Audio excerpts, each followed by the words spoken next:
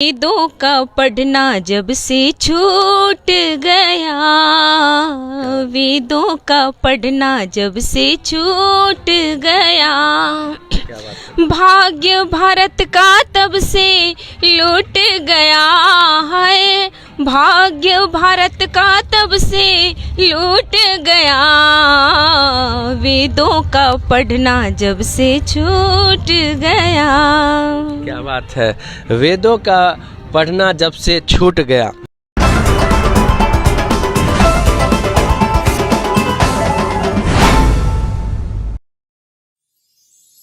रेशम है ना। ये बुक है वेद में भौतिक विज्ञान, समझे ना। तो ये हमारे साथ जो ये बुक लिखी हैं, जो शोध हैं जिनका, वो हमारे साथ हैं डॉक्टर ऋचा योगमयी। आपका मॉर्निंग न्यूज़ 18 में स्वागत है। बहुत बहुत धन्यवाद। तो ये वेद, ये सुन के ही बड़ा प्राउड फील होता है कि आप वेदों को जानने वाली ऋचा हैं। हाँ, तो शुरू हो जाए आपकी एक संस्कृत या वेद के उच्चारण से, तो ज़्यादा मुझे लगता है कि मज़ा आएगा।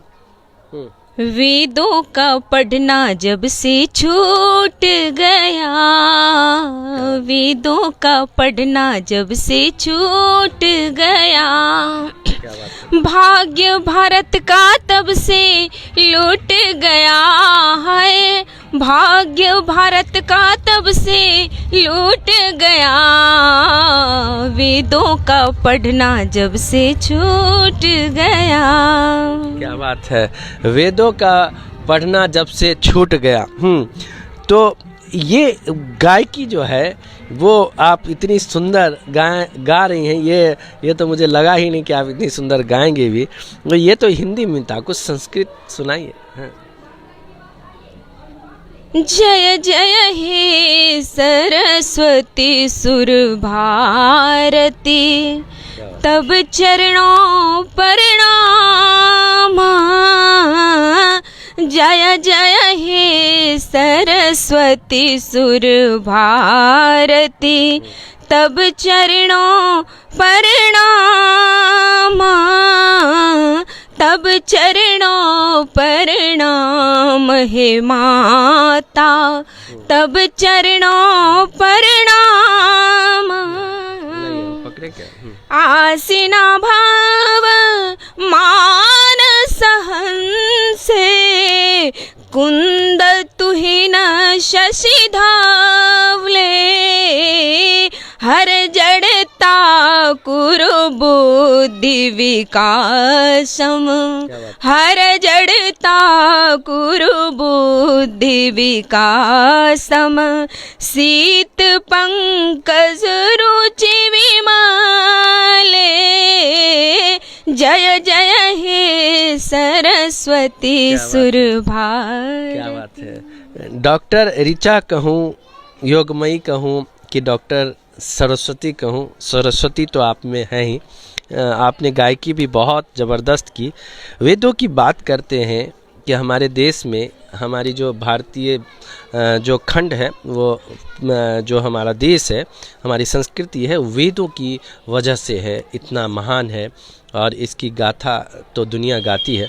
ये वेद क्या है, हम अपने नए युवाओं को हम ऋचा योगमयी बताए, वेद क्या है। देखिए, ये देश ऋषियों का देश है, ये देश मुनियों का देश है, और इस देश की महानता यही रही कि इस देश के मिट्टी के कण कण में एक ज्ञान विज्ञान भरा हुआ है। वो ज्ञान विज्ञान क्या है? वही ज्ञान और विज्ञान का नाम वेद है। कभी हमने हिमालय की ऊंची चोटियों पर चढ़कर घोषणाएं की थी, एते देश प्रसूतस्य सकाशादग्र जन्मना स्वम स्वम चरित्रम शिक्षेरेण पृथिव्याम सर्वमानवः। हमने सारी दुनिया का आह्वान किया था और कि आओ भारतवर्ष के ऋषि मुनियों के चरणों में बैठकर ज्ञान विज्ञान का संदेश लेकर जाओ। वही ऋषियों के ज्ञान और विज्ञान का संदेश का नाम वेद है। क्या बात है, तो ज्ञान का नाम हम कह सकते हैं कि पूरी तरह से वेद है। और वेद कहा जाता है कि ये देवताओं की वाणी से, उनकी स्वर से उन्होंने जो कहा है उसी से शायद जो मुझे जानकारी है। लेकिन आप बताइए ये वेद का निर्माण हुआ कैसे? देखिए, वेद का शाब्दिक अर्थ है ज्ञान, और जो इसकी व्युत्पत्ति है विद विचारणे, विद सत्तायाम, विद लाभे, जिसका सीधा सीधा अर्थ होता है ज्ञान। तो ये ज्ञान संसार में प्रकाश फैला। लेकिन जैसा आपने कहा कि कैसे क्या, ये बातें आती हैं लोगों के मन में कि ये वेद जो है वो तो पुस्तक है, कब और लोग कहते हैं कि वेद जो है वो परमात्मा की वाणी है। वेद का जो है वो ईश्वरीय ज्ञान है वेद, लेकिन वेद परमात्मा का ज्ञान कैसे है? प्रश्न ये उठता है ना कि जैसे अभी तो लिपिबद्ध हैं, सारी चीजें लिपिबद्ध हुई, फिर परमात्मा, जब परमात्मा की वाणी कहते हैं तो परमात्मा की वाणी कैसे हो गई? परमात्मा तो निराकार है, दिखाई नहीं देता, फिर वाणी क्या चीज है? तो देखिए, ये जो हमारे देश में ये जो जब सृष्टि की रचना हुई, वेद एक स्वयं में संविधान है। दुनिया बनी तो ये दुनिया चलेगी। दुनिया कैसे दुनिया बनाई किसने? तो सीधा सीधा अर्थ है, इस संसार को बनाने वाला तो कोई है, ऐसे कोई चीजें नहीं बनती हैं। तो जिसने बनाया तो परमात्मा ने बनाया। सारी चीजें कैसे बनाई? तो ये जो प्रकृति है, ये वेद में जो भौतिक विज्ञान मेरी पुस्तक है, ये संसार में का निर्माण कैसे हुआ, किन किन चीजों से हुआ, किन परिस्थितियों से हुआ, आप जब इसको पढ़ेंगे ना तो इसमें सारे तत्व मौजूद हैं। लेकिन वो सारे तत्व फिर कैसे आए, इसमें कैसे आए, वेद में लिपिबद्ध कैसे आई?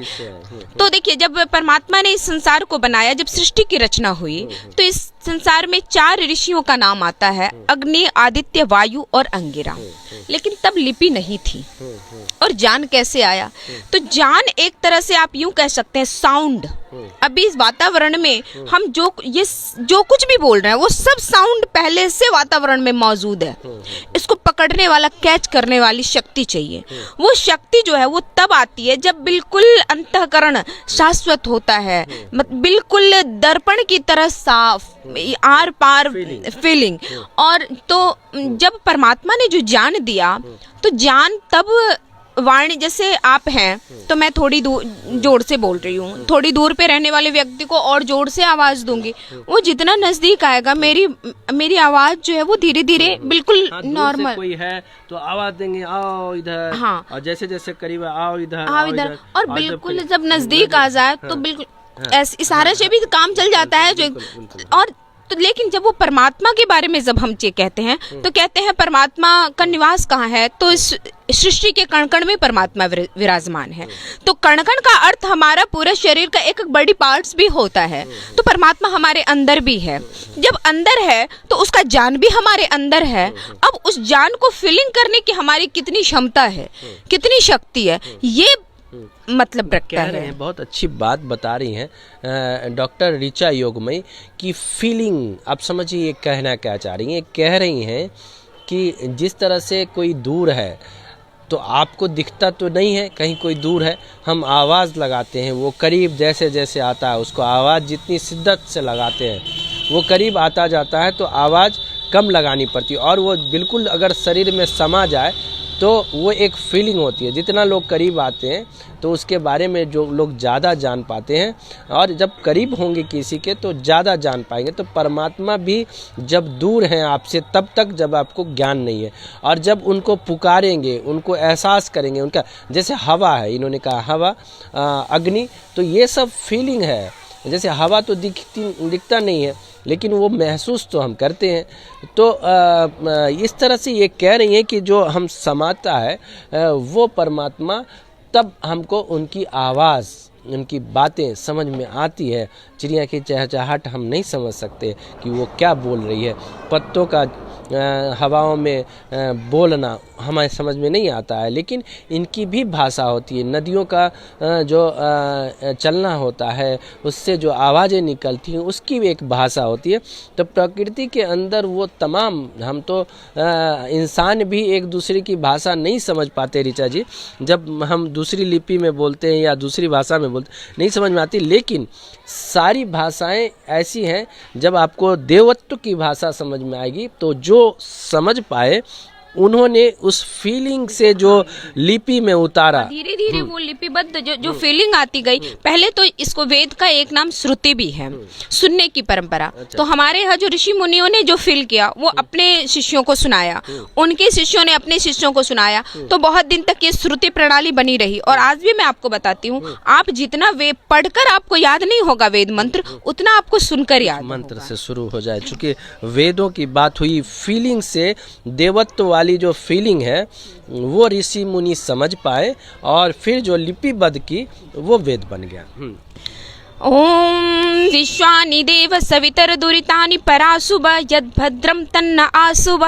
ओम हिरण्यगर्भ समवर्तताग्रे भूतस्य जातः पतिरेक आसीत् सदाधार पृथिवीं द्यामुते मां कस्मै देवाय हविषा विदेम। ओम य आत्मदा बलदा यस्य विश्व उपासते प्रशिशं यस्य देवा यस्य छाया अमृतं यस्य मृत्यु कस्मै देवाय हविषा विदेम। ओम ए नद्यो रुग्रा पृथिवी च दृढ़ा येन स्वस्तभितं येन नाकः यो अंतरिक्षे रजसो विमानः कस्मै देवाय हविषा विदेम। ओम प्रजापते नत्वदेतानन्यो विश्वा जातानि परिता बभूव यत्कामास्ते जुहुमस्तन्यो अस्तु वयं श्यामपतयोरेणाम्। ओम सन्नो वन्द्रजनिता सविधाता धामानि वेद भुवनानि विश्वा यत्र देवा अमृतमानसानास्तृतीये धामन्न धैर्यन्तः। क्या बात है, हम तो मुग्ध हो गए कि इस संस्कृत आप ऐसे बोल रहे हैं जैसे लग रहा है कि पानी बहता हुआ, कोई पानी, नदियां बह रही हो।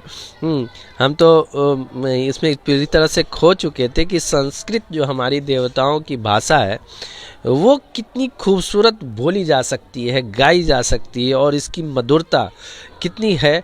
वो डॉक्टर ऋचा योगमयी की जो बातें हैं उनसे मुझे समझ में नहीं आ रही थी क्या आप बोल रही थी, लेकिन बहुत खूबसूरत, कर्ण प्रिय लग रहा था। संस्कृत भाषा भी जो है ना, ये वेद की भाषा है, देव भाषा है, और देव भाषा हमेशा सरल होती है।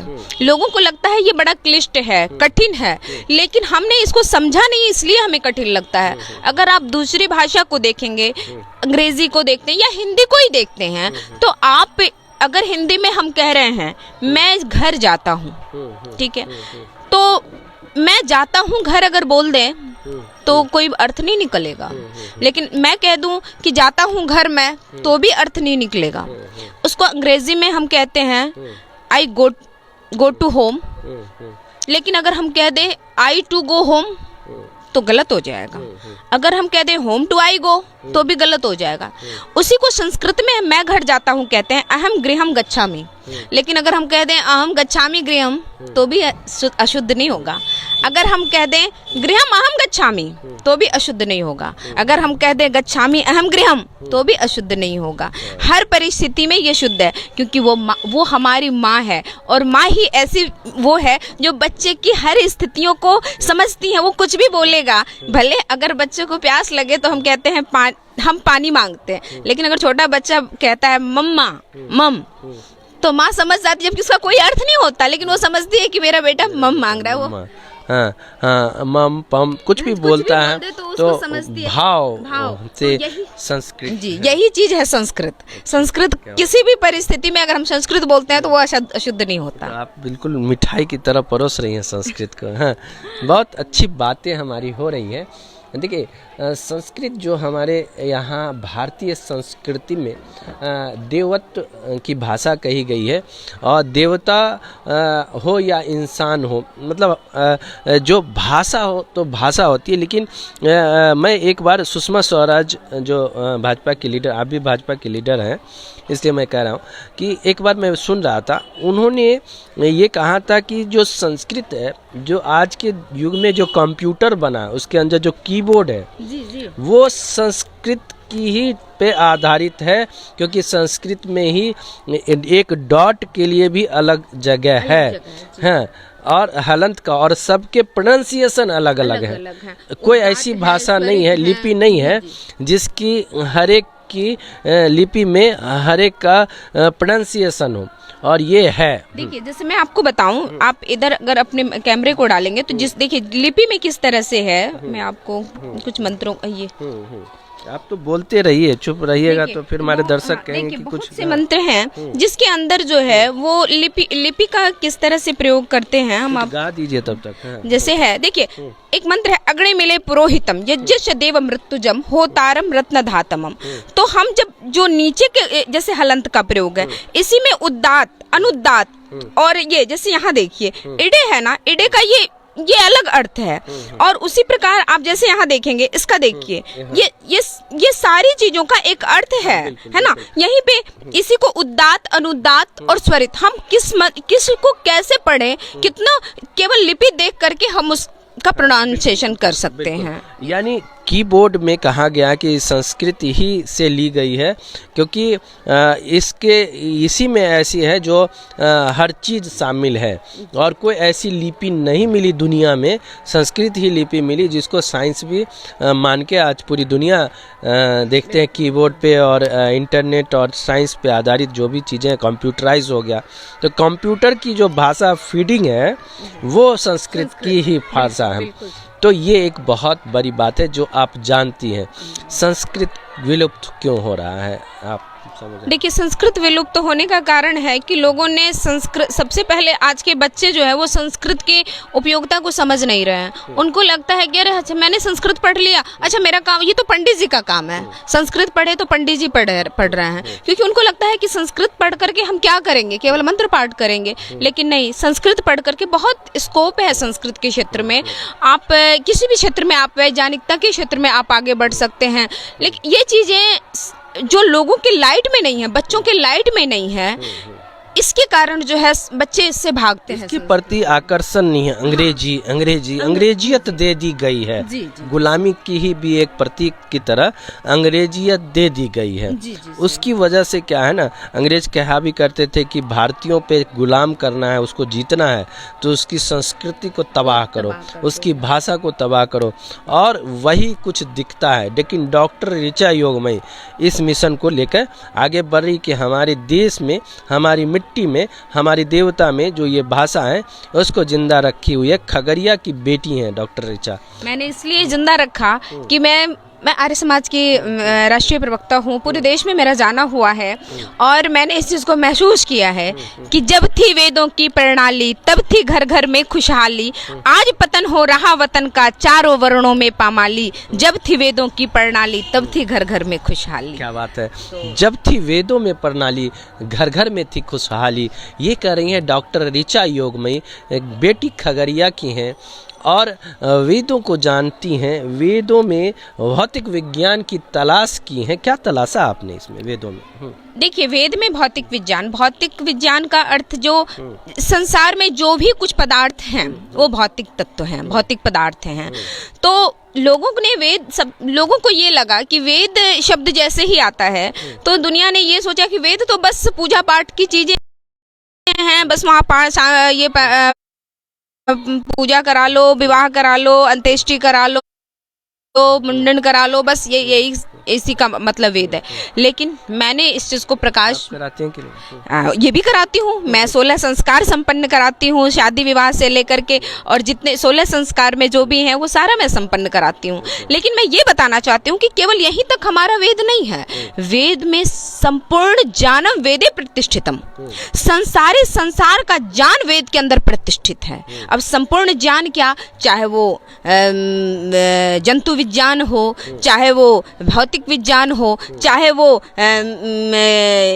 शिल्प विज्ञान हो, चाहे वो संगीत शास्त्र हो, चाहे वो गणित शास्त्र हो। हमारी बहुत सारे आर्टिकल प्रकाशित है। एक आर्टिकल है वेद में गणित विज्ञान, वेद में सृष्टि विज्ञान, वेद में विद्युत तत्व, वो तो इसके अंदर भी वो चीजें हमने डाली हैं कि वेद में विद्युत तत्व, ये वायुयान का निर्माण, ये आज लोगों ने राइट बंधु को वायुयान का आविष्कारक माना, लेकिन उससे बहुत पहले वेद के अंदर वायुयान बनाने की सारी प्रक्रिया है जो मेरी इस पुस्तक में भी उपस्थित हैं।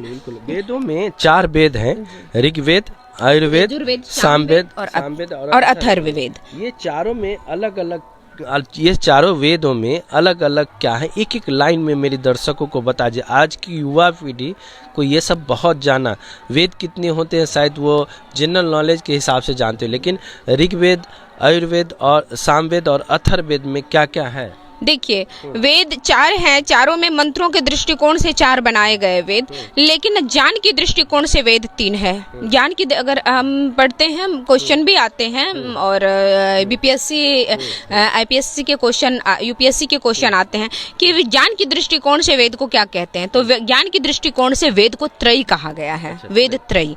तो ज्ञान क्या है? ज्ञान, कर्म और उपासना। तो ज्ञान कांड, कर्म कांड और उपासना कांड। तो ज्ञान कांड जो है वो हमारा ऋग्वेद है, जो ज्ञान कांड के नाम से जाना जाता है, और जो यजुर्वेद है वो कर्म कांड है। मतलब ज्यादातर कर्म करना नहीं, कर्म कांड का मतलब जो भी ये पूजा पाठ मंत्र इत्यादि जो भी हैं, हाँ वो कर्म, उसके अंदर अत्यधिक मंत्र ऋग्वेद से ही लिया गया है, ये यजुर्वेद से ही लिया गया है। और सामवेद उपासना कांड है, और उसमें उपासना मतलब ज्यादातर गायन से जुड़े हुए हैं, तो थोड़ा ज्यादा उस आकर्षक हैं। और जो अथर्ववेद हैं वो विज्ञान, उसमें विज्ञान भरी बातें हैं, सारी चीज़ों।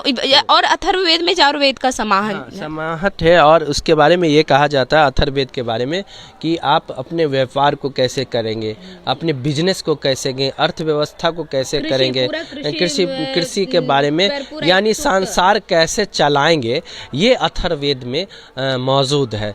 तो जो वेद हैं वो सिस्टम से बनाए गए हैं। आपको कहीं दुनिया में किसी और बुक में कुछ जाने की, भटकने की ज़रूरत नहीं है।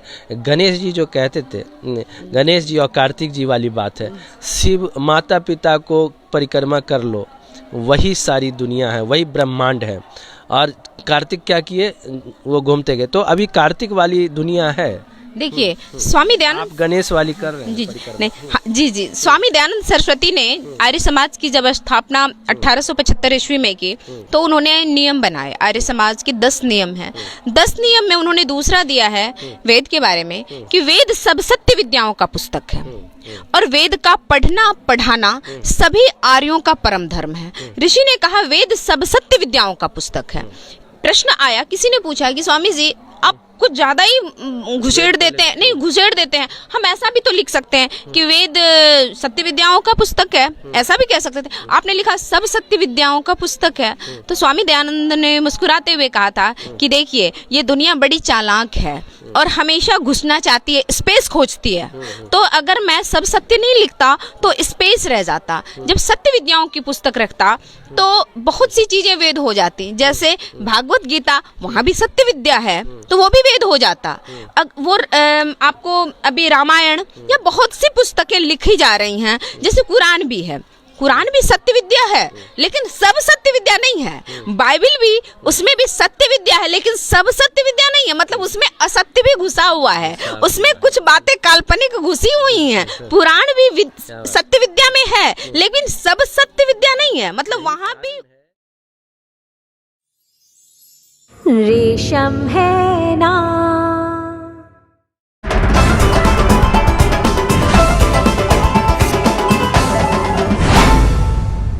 वेदों का पढ़ना जब से छूट गया, वेदों का पढ़ना जब से छूट गया, भाग्य भारत का तब से लूट गया है, भाग्य भारत का तब से लूट गया, वेदों का पढ़ना जब से छूट गया। क्या बात है, वेदों का पढ़ना जब से छूट गया।